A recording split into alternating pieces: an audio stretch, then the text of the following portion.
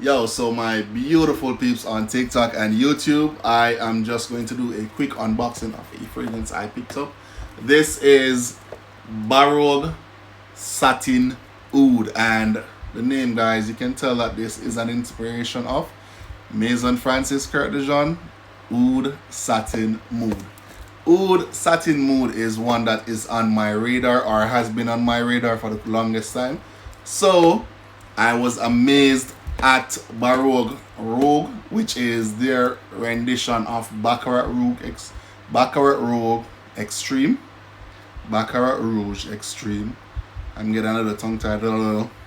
Anyhow, I just want to do a quick unboxing and first impression for y'all and let you know what I think about this fragrance from the house of Maison Alhambra. And this is also from the house of Latafa. Alright, so let me get straight into it. Handy dandy knife. And yo, I'm not gonna pet and pamper this box. I'm just gonna get straight into the ripping of the saran wrap and just get straight. Yo, the box is very simplistic, I should say. Oh, the sleeve. Yeah, it was a sleeve. Nah, I knew that. Anyhow, the sleeve comes off. The presentation I must give them points for, and the fragrance now, because I don't care about the presentation, as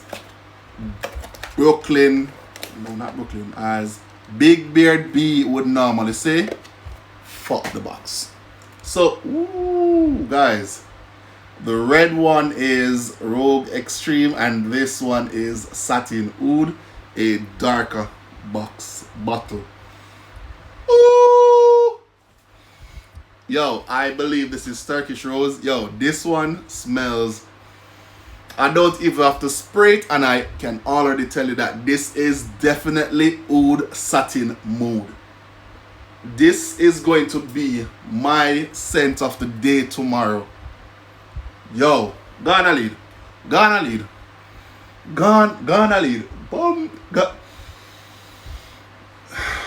Whoa. Yo, this gonna lead. This one, and I don't even have to ask if this one performs. I don't even bother think I need Oud Satin Mood anymore. Whoa. Jesus.